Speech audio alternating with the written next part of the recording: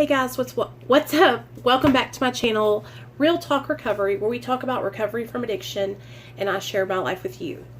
Hey, how's everybody doing tonight? So, I've got a meeting I'm going to be going to with some friends here in about an hour, and so I wasn't going to be able to do the Big Book Study live tonight. But, you know me, I'm not going to leave you guys without. I'm going to go ahead and we're going to read the rest of More About Alcoholism, which is just from page 39, the middle, to page 43. So we don't have that much more to go to end this chapter. And as we go along, I'm going to talk about it. So I hope you guys understand. And I will go on and I will do another live stream tomorrow when I get home from work. And yeah, so my name is Nicole, and I'm an alcoholic and an addict. I've been in recovery since July 13th of 2015, and I'm currently tapering off Suboxone. Went from 12 milligrams down to 8 milligrams, and in August I'm going back to see my doctor, and I'll taper down until I think he said 4. So I'm taking you guys on the journey with me, but during that journey, I'm also trying to share with you guys some knowledge that I've learned from the 12 steps, and I am in no way a representative of those 12 steps or a representative of Alcoholics Anonymous or Narcotics Anonymous. I'm just a girl who has a passion for recovery and helping others, and I want to share that with you. So let's do this. We're on page 39 in the middle of the page at Fred. So here we go. Fred is partner in a well-known accounting firm. His income is good. He has a fine home and is happily married and the father of promising children of college age. He has so attractive a personality that he makes friends with everyone. If ever there was a successful businessman, it is Fred. To all appearances, he is stable, well-balanced individual, yet he is an alcoholic. We first saw Fred about a year ago in a hospital where he had gone to recover from a bad case of the jitters. It was his first experience of this kind, and he was much ashamed of it. Far from admitting he was an alcoholic, he told himself he came to the hospital to rest his nerves. Let's stop right there. Okay, so he says, it's talking about how Fred is an amazing person. He has a great personality. He has everything in life that you could want. A wife, kids who are really smart, who are going to college, a great job. But he's an alcoholic, right? He seems stable from the outside looking in, right? But he's not. He's an alcoholic. He went to the hospital to get off the jitters, which is the alcoholic shakes. A lot of alcoholics, when they are going through detox or when they wake up in the morning, if it's been like a couple hours since they've had their last drink, they'll shake. You know, it's just a part of the withdrawal process starting. And it says that he was ashamed of having to go to the hospital and that he was far from admitting he was an alcoholic. And he was telling himself that he was in there to rest his nerves. That's that delusion that we have, that idea that we're in control of our addiction or our alcoholism, that it's just really not that serious. Right here, Fred is experiencing that. The doctor intimated strongly that he might be worse than he realized. For a few days, he was depressed about his condition. He made up his mind to quit drinking altogether. So here it is, right here. It says he made up his mind to quit drinking altogether. So this is the first promise that he's made. I'm going to stop. I'm swearing off alcohol. It never occurred to him that perhaps he could not do so, in spite of his character and standing. Fred would not believe himself an alcoholic, much less accept a spiritual remedy for his problem. So he would not accept that he was an alcoholic. And he definitely wasn't trying to get in contact with a power greater than himself. He was like, I don't have a problem. We told him what we knew about alcoholism. He was interested and conceded that he had some of the symptoms, but he was a long way from admitting that he could do nothing about himself. So he's still a far away from coming to terms with the fact that he's an alcoholic and admitting that he has a problem. And we all know, in order to get help, the first step that you have to take is step 1. You can't jump over to step 3 or step 7 or step 5. Step 1, we have to admit. He was positive that this humiliating experience, plus the knowledge he had acquired, would keep him sober the rest of his life. Self-knowledge would fix it. So many times I thought, okay, I've been down the road so far. I wrecked my car. I lost my job. My boyfriend left me. I'm going to get sober. Like, I've already lost so much. How in the world could I keep going any farther, right? This is what Fred is experiencing right now. He's like, you know, I've been to the hospital. I'm embarrassed. This is shameful. I'm not going to drink again. I know I'm not. Self-knowledge would heal him, is what he thinks. We heard no more of Fred for a while. One day we were told that he was back in the hospital. This time he was quite shaky. He soon indicated he was anxious to see us. The story he told us is most instructive, for here was a chap absolutely convinced he had to stop drinking, who had no excuse for drinking, who exhibited splendid judgment and determination in all other concerns, yet was flat on his back nevertheless. Let him tell you about it. I was much impressed with what you fellows said about alcoholism, and I frankly did not believe it would be possible for me to drink again. I rather appreciated your ideas about the subtle insanity which precedes the first drink, but I was confident it could not happen to me after what I had learned. The insanity that precedes the first drink. So, before we take the first drink, we're justifying and rationalizing in our minds how we can handle it. Oh, I'm just going to drink one. I'm just going to take one pill. I'm just going to take one snort. I'm just going to take one drink, right? And then what ensues after we take that drink is a roller coaster ride, you guys, because then it sets that phenomenon of craving inside of us off. And we lose power of choice then. We lose all control and we're on autopilot. Our brain is hijacked. I reasoned I was not so far advanced as most of you fellows. So right now he's making excuses. I'm not as bad as an alcoholic as they are. I don't have problems like that. I don't drink that much. I only drink beer. I don't drink wine. I don't drink wine. I only drink alcohol. Do you understand, like, all the different excuses? That I had been usually successful in licking my other personal problems, and that I would therefore be successful where you men failed. I felt I had every right to be self-confident, that it would be only a matter of exercising my willpower and keeping on guard. How many of you guys have tried to stop on willpower alone? To stop on willpower and self-knowledge?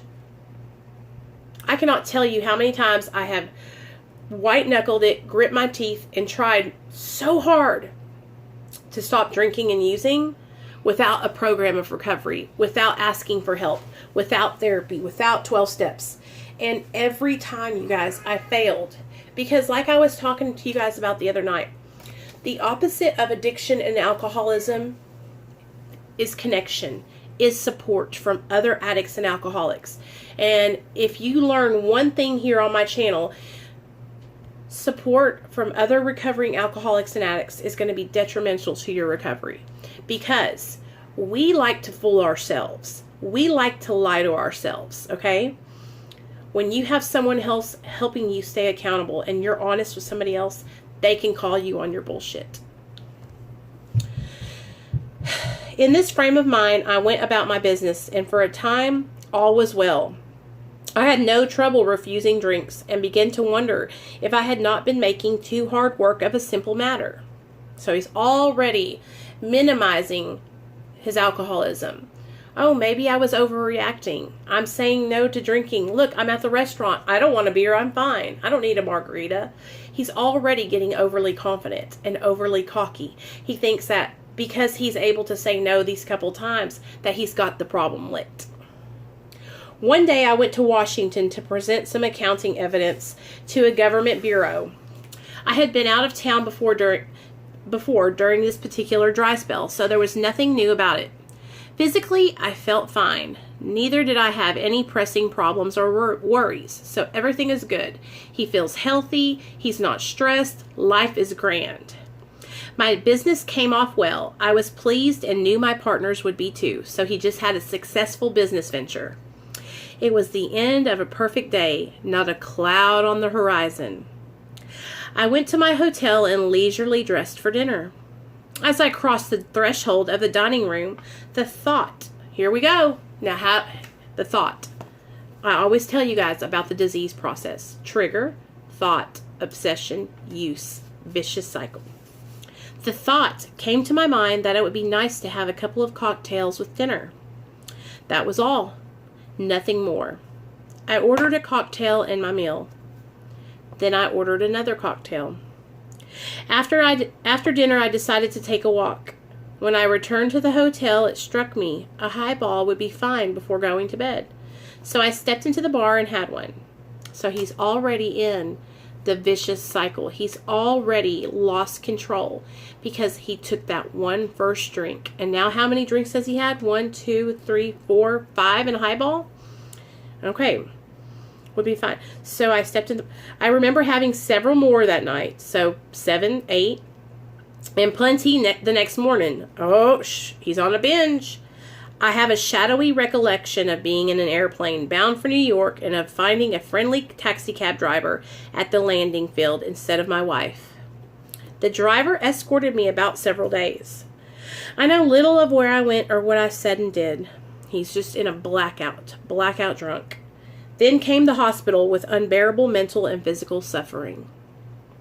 As soon as I regained my ability to think, I went carefully over that evening in Washington. Not only had I been off guard, I had made no fight whatsoever against the first drink. This time I had not thought of the consequences at all. Okay, so he had no defense against that first drink. He didn't even think about the consequences. On this page, I have it highlighted, and it says page 24. So let's go back and see what page 24 says. Okay. Here it is. At a certain point in the drinking of every alcoholic, he passes into a state where the most powerful desire to stop drinking is of absolutely no avail. This tragic situation has already arrived in practically every case long before it is suspected. The fact is that most alcoholics, for reasons yet obscure, have lost the power of choice in drink. Our so-called willpower becomes practically non-existent. We are unable at certain times to bring into our consciousness with sufficient enough force the memory of suffering and humiliation of even a week or a month ago. We are without defense against the first drink. So that's what happened to him. He forgot what it was like. He totally forgot the humiliation, the demoralization, the desperation of active alcoholism. And he forgot. He took the first drink and he went on a whirlwind. I had commenced to drink as carelessly as though the cocktails were ginger ale. I now remembered what my alcoholic friends had told me, how they prophesied that if I had an alcoholic mind, the time and place would come. I would drink again. They had said that though I did raise a defense, it would one day give away before some trivial reason for having a drink. Well, just that did happen and more, for what I had learned of alcoholism did not occur to me at all. I knew from the moment that I had an alcoholic mind. I saw that willpower and self-knowledge would not help in those strange mental blank spots. I had never been able to understand people who said that a problem had them hopelessly defeated. I knew then, and it was a crushing blow. 2 of the members of Alcoholics Anonymous came to see me. They grinned, which I didn't like so much, and then asked me if I thought myself an alcoholic, and if I were really licked this time. I had to concede both propositions. They piled on me heaps of evidence to effect that an alcoholic mentality, such as I had exhibited in Washington, was a hopeless condition. They cited cases out of their own experience by the dozens. So they were telling them about all these other people who drank and were just like him. This process snuffed out my last flicker of conviction that I could do the job myself. So they finally got it through his head like, hey, and like I've been trying to share with you guys, you need help to get sober, you guys. You can't do it alone because our minds are such a battlefield. And when you're an active addict or active alcoholic, your mind is going to tell you that you're not. Your mind is going to tell you that you can have just one more. Your mind's going to tell you that you're okay and that you can handle this on your own. But that's a lie. And that's what the disease of addiction does. Then they outlined the spiritual answer and program of action, which 100 of them had followed successfully. So back in 1930, there was 100 of them that had gotten sober, and that's when they wrote this book. Now there's millions of people that have gotten sober through this program. Though I had been only a nominal churchman, their proposals were not intellectually hard to swallow. But the program of action, though entirely sensible, was pretty drastic. It meant I would have to throw several lifelong conceptions out the window. That was not easy. But the moment I made up my mind to go through with the process, I had the curious feeling that my alcoholic condition was relieved, as in fact it proved to be. Quite as important was the discovery that spiritual principles would solve all my problems. I have since been brought into a way of living infinitely more satisfying and I hope more useful than the life I lived before. My old manner of life was by no means a bad one, but I would not exchange its best moments for the worst I have now. I would not go back to it even if I could. Fred's story speaks for itself. We hope it strikes home to thousands like him. He had felt only the first nip of the ringer. Most alcoholics have to be pretty badly mangled before they really commence to solve their problems. And that's what when I tell you guys, like, a lot of us have to go to the bottom to realize that we can't do this alone and that we need help. That's what I mean. Some of us have to have our asses handed to us in active addiction and active alcoholism before we will surrender. Many doctors and psychiatrists agree with our conclusions. One of these men, staff member of a world-renowned hospital, recently made this statement to some of us. What you say about the general hopelessness of the average alcoholic's plight is, in my opinion, correct. As two of you men whose stories I have heard, there is no doubt in my mind that you were 100% hopeless, apart from divine help. Higher power, y'all. Divine intervention. A miracle. Had you offered yourself as patients at this hospital, I would not have taken you, if I had been able to avoid it. People like you are too heartbreaking. Though not a religious person, I have profound respect for the spiritual approach in such cases as yours. For most cases, there is virtually no other solution. Once more, the alcoholic at certain times has no effective mental defense against the first drink. Except in a few rare cases, neither he nor any other human being can provide such a defense. His defense must come from a higher power. All right, you guys, that's it. So I want to share with you guys about the miracle that happened in my life that finally made me realize that it was a miracle and divine intervention that pulled me out of the gates of active addiction. Because I feel like it's really important for you guys to understand why I relate so much to this book. Because when I read it, I know without a shadow of a doubt, you guys, that God was with me all through my addiction. For many, many years during my addiction, I thought that I was all alone. I cursed God's name. I told him, you weren't with me. You abandoned me. During my pregnancy, I used drugs. And when I gave birth to my son, I was under the influence of drugs. When my son was born, he should have been taken from me that day. He should have came out with drugs in his system because I was high. When my son was born, he was born completely clean, absolutely perfect, and absolutely healthy. And that day right there was the first time I had ever witnessed a miracle happen.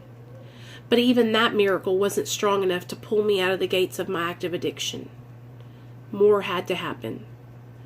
A year went by and I took care of my son and I used drugs the whole time and I was fucking off. I say I took care of my son, but what I mean by that is I was using drugs and getting high and trying to take care of my son. A year went by and another miracle happened.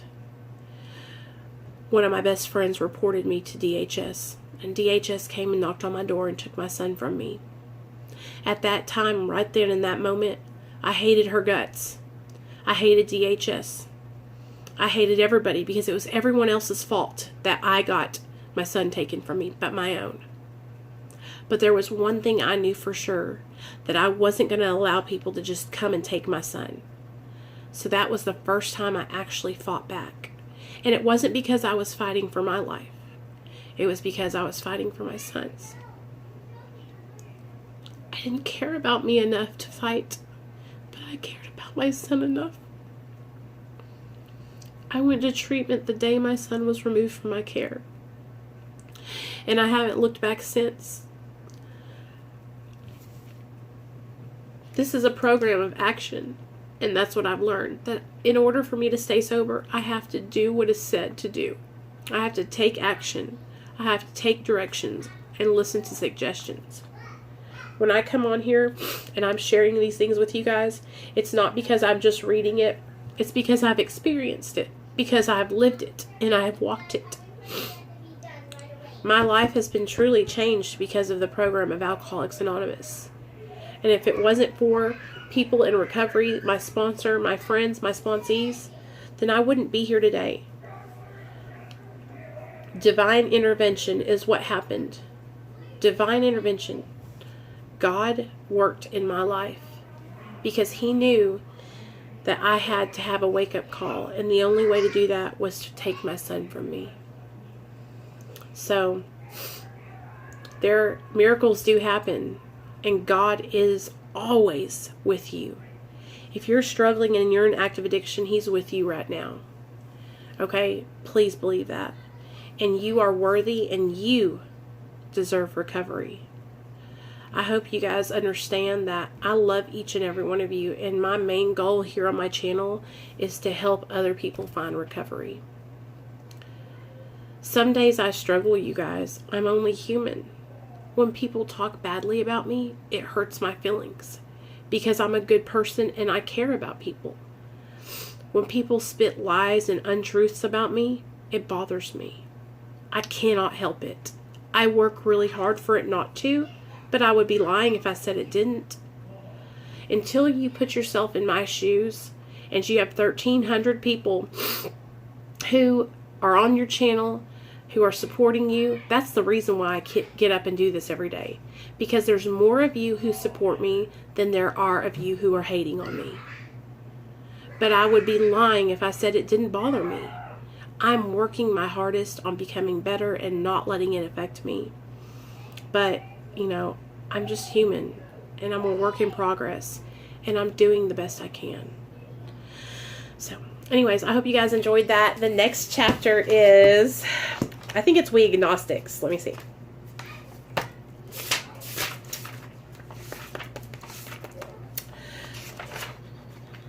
Yeah, We Agnostics, which is so good. So some of you that maybe don't believe in God, you're going to hear about how you don't have to believe in God to be able to do this program. I love you guys, and I hope you have a great night, and I hope you understand why I went ahead and pre-recorded this.